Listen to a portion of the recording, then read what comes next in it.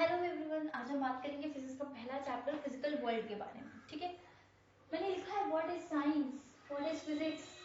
Science को जानने से पहले ये सोचिए कि साइंस आया कहाँ से, इसकी एस्टैब्लिशमेंट कहाँ से हुई। जो हम लोग डेली फिनोमेना ऑब्जर्व करते हैं ना, जैसे shining of moon, shining of stars, और repetition of sunrise and sunset, फिर ईयरली रिपीटिशन ऑफ सीजन्स, ये जो सारे पॉइंट्स है ना, ये सारे फिनोमेना जो एंशियंट टाइम में ह्यूमंस थे उनमें एक क्यूरियोसिटी का पॉइंट डेवलप किया, जहां से उन्होंने पहले ऑब्जर्व किया, फिर उसको एक्सपेरिमेंटली करके देखा, फिर उसके कंक्लूजन्स निकाले। इसी कॉर्नर स्टोन से जो है साइंस और इंडस्ट्री का एस्टैब्लिशमेंट हुआ था। ठीक है, ओके, ये तो पता चल गया कि ये आया कहाँ से इसकी शुरुआत हुई, कहाँ से एस्टैब्लिशमेंट हुआ। अब बात करेंगे व्हाट इज साइंस, साइंस है क्या। ओके, तो जो नॉलेज है जो हम लोग को एक सीक्वेंशियल ऑर्डर में मिलती है after the observation and experiments, उसी को हम साइंस कहते हैं। ठीक है, मैं अगर लिखूं तो मैं लिखूंगी knowledge received from sequential or orderly observation and experiments. This is how I'll define science. अच्छा, साइंस ये इसकी ओरिजिन कहाँ से ली गई, मतलब इस वर्ड का ओरिजिन कहाँ है। तो एक लैटिन वर्ड है साइंटिया, जिसका मतलब होता है टू नो। ठीक है, लेट्स सी योर,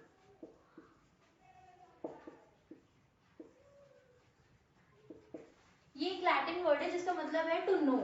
ठीक है, अब साइंस एक इतना बड़ा सब्जेक्ट है, इतना ह्यूज, इतना लार्ज है कि आप उसको एक सब्जेक्ट में स्पेसिफाई करके तो नहीं पढ़ सकते।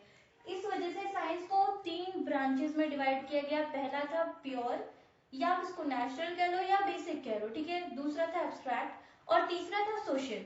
ठीक है, I am drawing a chart here. ये साइंस है,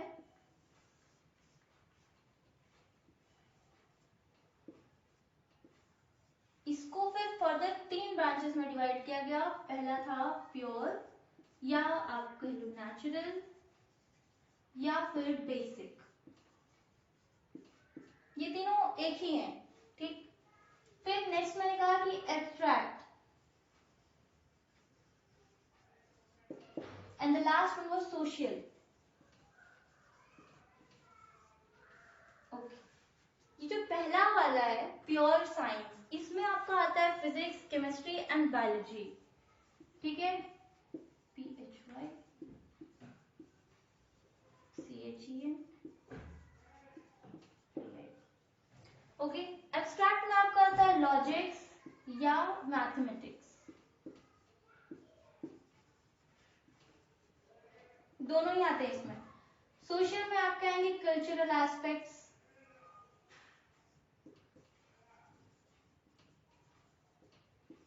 इसके अलावा सोशल साइंस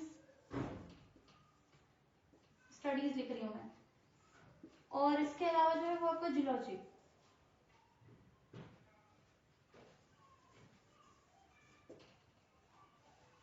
तो ये तीन ब्रांचेस थी साइंस की, जिसमें साइंस को डिवाइड किया गया ताकि इसकी स्टडी इजीली की जा सके, नहीं बहुत ह्यूज था। अब हम बात किसकी कर रहे हैं, फिजिक्स की। ठीक है, तो ये सब कुछ अभी साइड में रखते हैं, बात करते हैं केवल फिजिक्स की। तो फिजिक्स को आप डिफाइन कैसे करोगे, मैंने लिखा व्हाट इज फिजिक्स। तो physics is the branch of science which deals with the study of nature and the natural phenomena.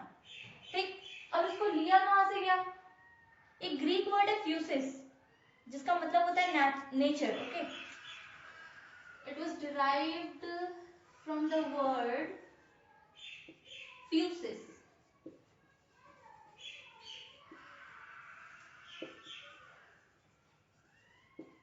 इसका मतलब होता है नेचर। ठीक है, अब इसकी डेफिनेशन लिखूं अगर मैं, तो it is the branch of science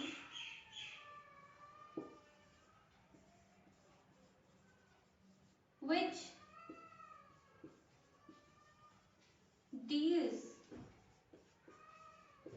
study of nature and the natural phenomena.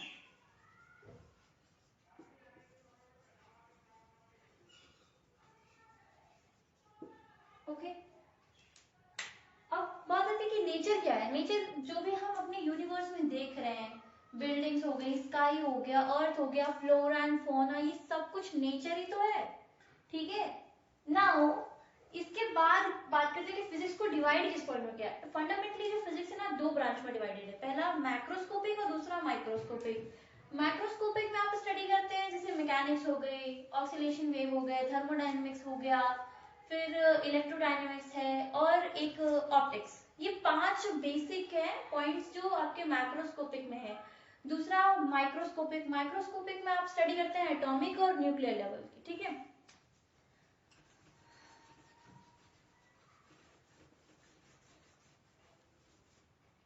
ये है आपका फिजिक्स। फिर ये फर्दर डिवाइड हुआ है दो फंडामेंटल पार्ट्स में। पहला मैंने कहा मैक्रोस्कोपिक, दूसरा माइक्रोस्कोपिक, ठीक है। मैक्रोस्कोपिक में पहला चीज था मैकेनिक्स, दूसरा थर्मोडायनेमिक्स,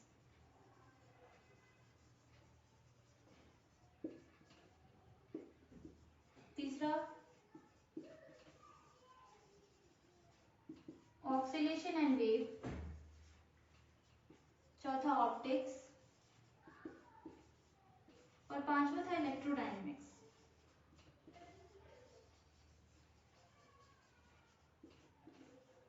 ओके, माइक्रोस्कोपिक में था आपका एटॉमिक फिजिक्स और दूसरा था न्यूक्लियर फिजिक्स,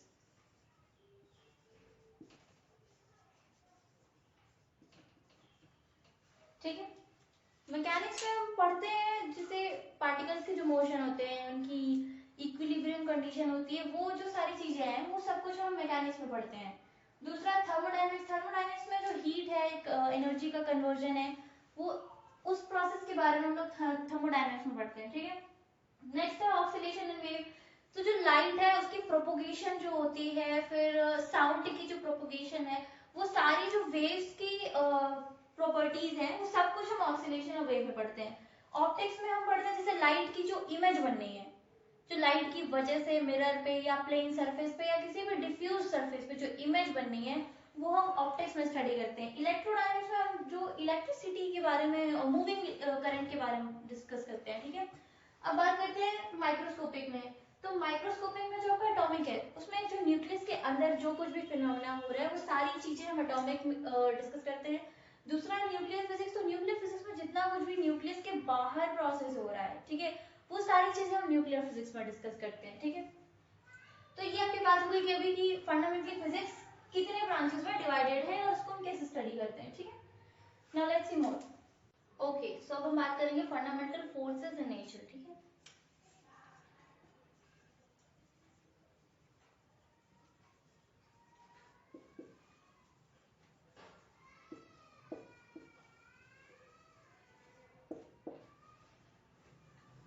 अच्छा, एट प्रेजेंट जो हमारे पास अभी जो फोर्सेस हैं वो 4 है मेनली, ठीक है। पहला ग्रेविटेशनल फोर्स है, दूसरा वीक न्यूक्लियर फोर्स, तीसरा है आपका स्ट्रॉन्ग न्यूक्लियर फोर्स और चौथा इलेक्ट्रोमैग्नेटिक फोर्स, ठीक है। ये चार फोर्सेस हैं जो अभी हमारे पास हैं स्टडी करने के लिए नेचर में, ठीक है।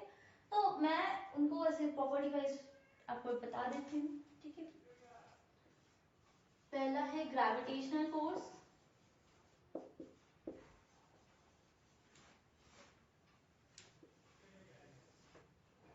next is weak nuclear force,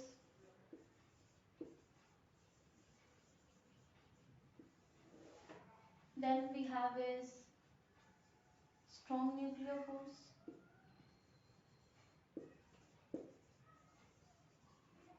and the last one is electromagnetic.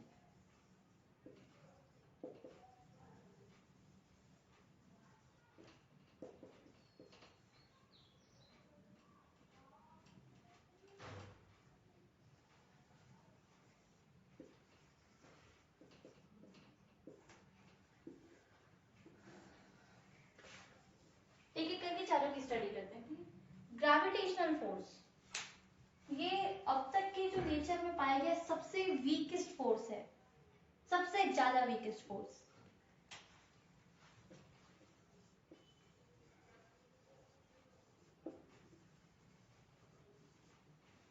ठीक है, ये इनवर्स स्क्वायर लॉ को फॉलो करता है। ठीक है, obey inverse square law. It is a central force.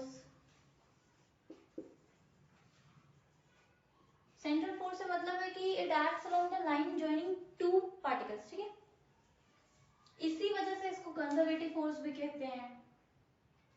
मैं यही लिख दे रही हूँ हेंस।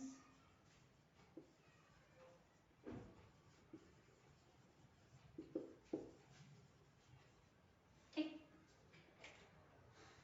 ओके। इसके अलावा इसका जो फील्ड पार्टिकल होता है उसको हम ग्रेविटॉन कहते हैं।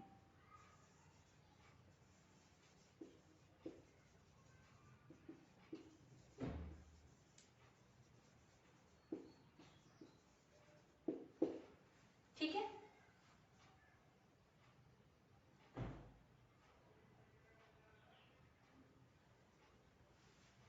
इसके अलावा ये एक लॉन्ग रेंज फील्ड फोर्स होता है।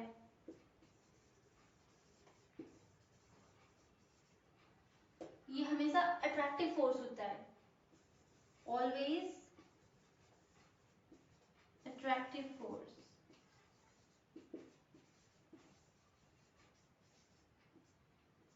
कभी रिपल्सिव नहीं होगा, always attractive. Now moving to the nuclear weak nuclear force.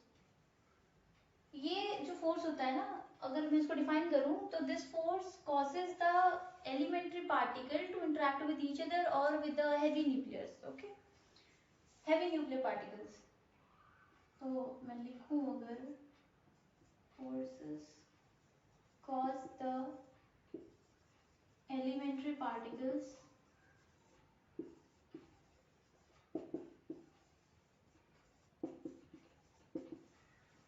to interact with each other.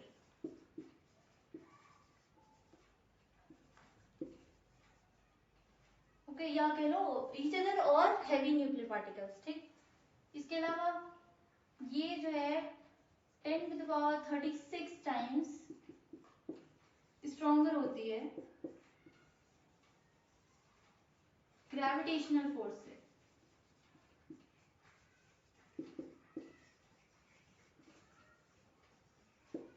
Okay, ये भी लार्ज डिस्टेंस फोर्स होती है। ठीक है,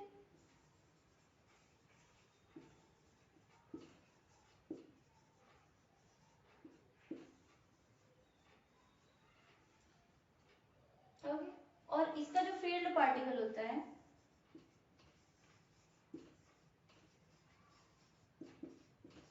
उसको हम न्यूट्रॉन कहते हैं, NEUTRON।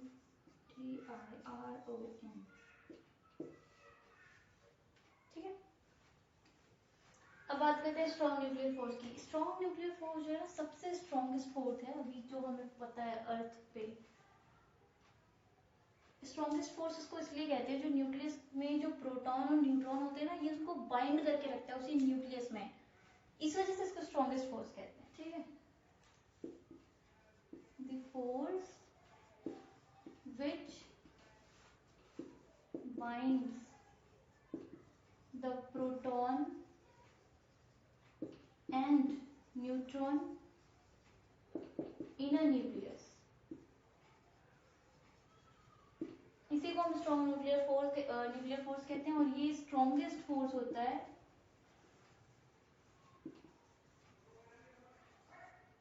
बट ये शॉर्ट रेंज फोर्स होता है। ठीक है, और ये जो 10 to the power 38 times stronger होता है ग्रेविटेशनल फोर्स से।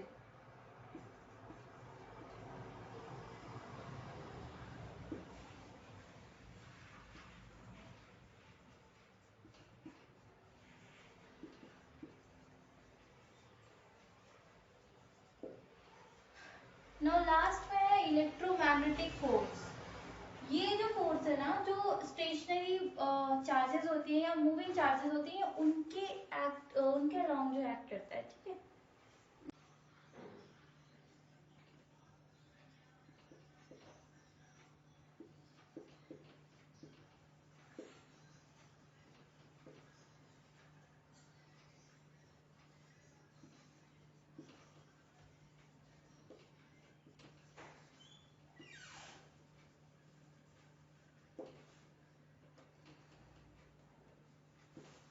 ये तो हो गई इसकी डेफिनेशन कि इसको डिफाइन कैसे करेंगे, ठीक है।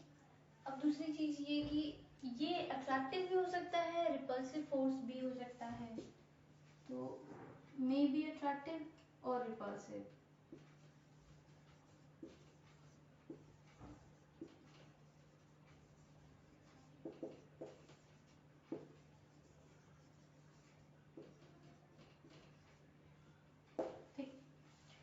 ये जो एक सफिशिएंटली लार्ज डिस्टेंस तक है बस अवेलेबल होती है, उससे ज़्यादा ये नहीं होता है। इसकी जो मैं कहूँ तो ये 10⁻36 टाइम्स स्ट्रॉन्गर होती है।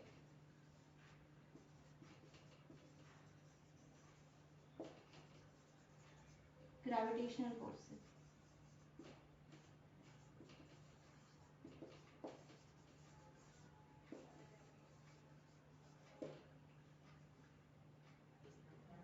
अगर मैं बात करूँ इसका फील्ड पार्टिकल, तो इस इलेक्ट्रोमैग्नेटिक के जो फोर्स है, इसका जो फील्ड पार्टिकल होता है वो फोटोन होता है, फोटोन।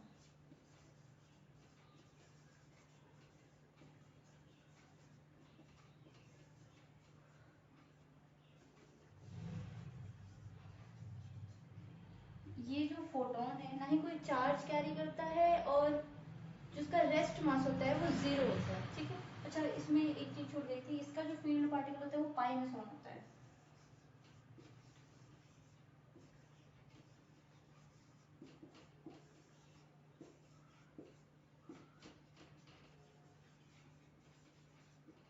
इसकी और प्रॉपर्टीज के बारे में बात करें तो ये इनवर्स स्क्वायर लॉ को फॉलो करता है। ये भी एक कंजर्वेटिव फोर्स होता है, but strong nuclear force conservative force नहीं होता है, ना ये इनवर्स स्क्वायर लॉ को फॉलो करता है, ठीक।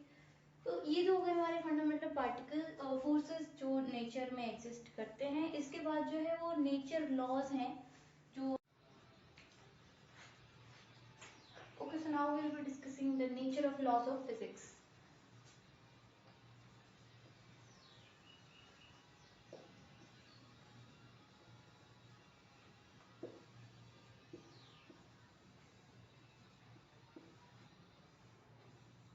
मेरे पास 4 लॉज हैं। पहला है law of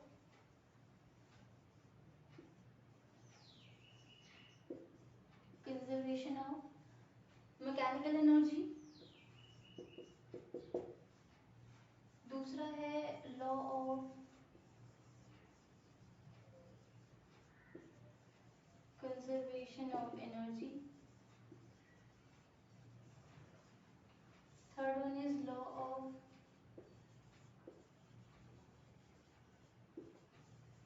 conservation of charge. Then the last one is law of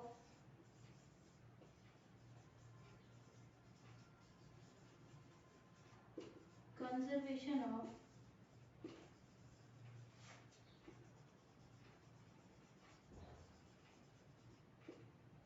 linear momentum.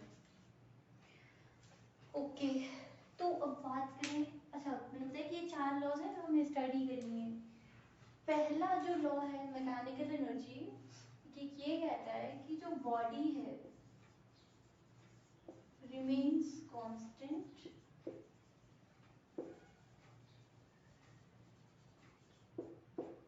During motion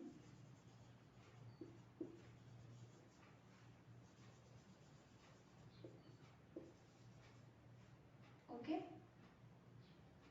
body remains constant during motion under conservative forces.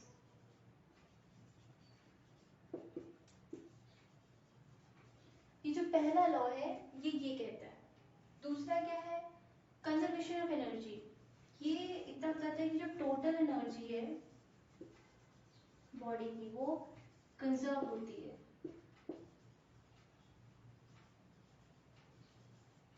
और एनर्जी को एक फॉर्म से दूसरे फॉर्म में चेंज कर सकते हैं, पर इसको बनाया नहीं जा सकता है, नहीं इसको खत्म किया जा सकता है। ठीक। तीसरा है law of conservation of charge. ये बताता है कि जो नेट चार्ज है बॉडी पे, net charge on a body, but कैसा हो, आइसोलेटेड हो, ऑफ एन आइसोलेटेड एटम,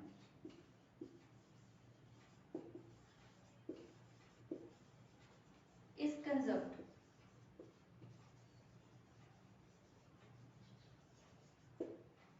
ठीक। लास्ट वाले की बात करें तो अगर मैं इसको अपनी लैंग्वेज में लिखूं तो without external force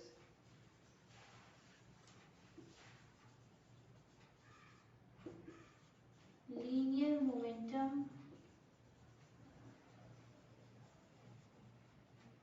remains conserved.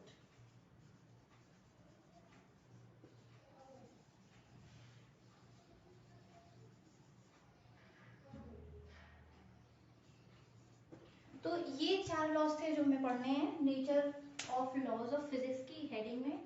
ठीक है। बट एक चीज मैं बताना चाहूंगी, यहाँ मैंने जो स्टेटमेंट है ये आपको समझाने के लिए इजी लैंग्वेज में थोड़ा लिखा है, बट आप ऐसा नहीं करेंगे। जो स्टेटमेंट दिया होगा लॉज में आप वही लिखेंगे, और कुछ लिखेंगे तो मार्क्स कट जाएंगे। जैसे कि मूवीज की स्क्रिप्ट होती है, वो लिखा होता है कि यही डायलॉग बोलना है, तो आप उसको चेंज नहीं कर सकते हो। सेम वे यार, जो लॉज की स्टेटमेंट होंगी वही आप लिखेंगे, उसमें कोई वेरिएशन नहीं कर सकते हैं आप। ठीक। अच्छा, इसके बाद जो है वो है एप्लीकेशन ऑफ फिजिक्स।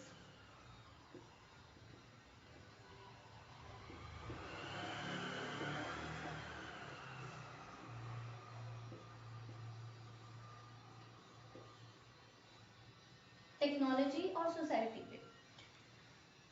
पहला अगर मैं एप्लीकेशन बताऊं तो जो हम लोगों ने थर्मोडायनेमिक्स की स्टडी की, उसमें हम लोगों ने हीट और एनर्जी के इंटरकन्वर्जन के बारे में पढ़ा, नहीं पढ़ा तो आगे पढ़ेंगे। तो उसके थ्रू, स्टडी ऑफ थर्मोडायनेमिक्स के थ्रू हम लोगों ने जो हीट इंजन है और रेफ्रिजरेटर है इसका डेवलपमेंट किया। नेक्स्ट चीज़ अगर आप देखो तो जो बहुत सारे ऑप्टिकल इंस्ट्रूमेंट्स हैं, जैसे कि माइक्रोस्कोप हो गया, टेलीस्कोप हो गया, ये सारे जो इंस्ट्रूमेंट्स हैं ये हम लोगों ने ऑप्टिक्स की स्टडी करते अपने धीरे धीरे करके सब बनाए। ठीक है। और ये ऑप्टिक्स की स्टडी भी इजी हो गई जब ये इंस्ट्रूमेंट्स आए तो। और अगर एक पॉइंट और मैं बताना चाहूँ तो जो मॉडर्न फिजिक्स जब हम लोगों ने स्टडी की तो उसमें जो, जैसे आप मान लो एक पेशेंट आया, उसकी एक्सीडेंट हो गई और आपको जो बोन है वो चेक करना है कि वो कहाँ से टूटी फूटी है, तो by the help of x-ray you can detect ना कि वो जो बोन जो क्रैक हुआ है या जो ब्रोकन हो गया है उसको कहाँ देख पाते हो ना कि उस एक्सरे के थ्रू में वो कहाँ टूटी हुई है। तो broken bones can be detected easily with help of x-ray. तो ये किसके थ्रू पॉसिबल हुआ? मॉडर्न फिजिक्स की स्टडी के थ्रू। तो अभी तो मैं 3 बता रही हूँ, है तो बहुत सारे एप्लीकेशन। ये तो हो गए टेक्नोलॉजीज की। अगर मैं बात करूँ सोसाइटी की, तो जैसे कंप्यूटर आए, मोबाइल फोन्स आए, कैलकुलेटर्स आए, जो लंबी लंबी कैलकुलेशन है, लंबे लंबे डाटाज हैं, ये सब कुछ आप इन डिवाइसेस के थ्रू कर सकते हो, ये आपके लिए ईजी हो जाएगा। ठीक है।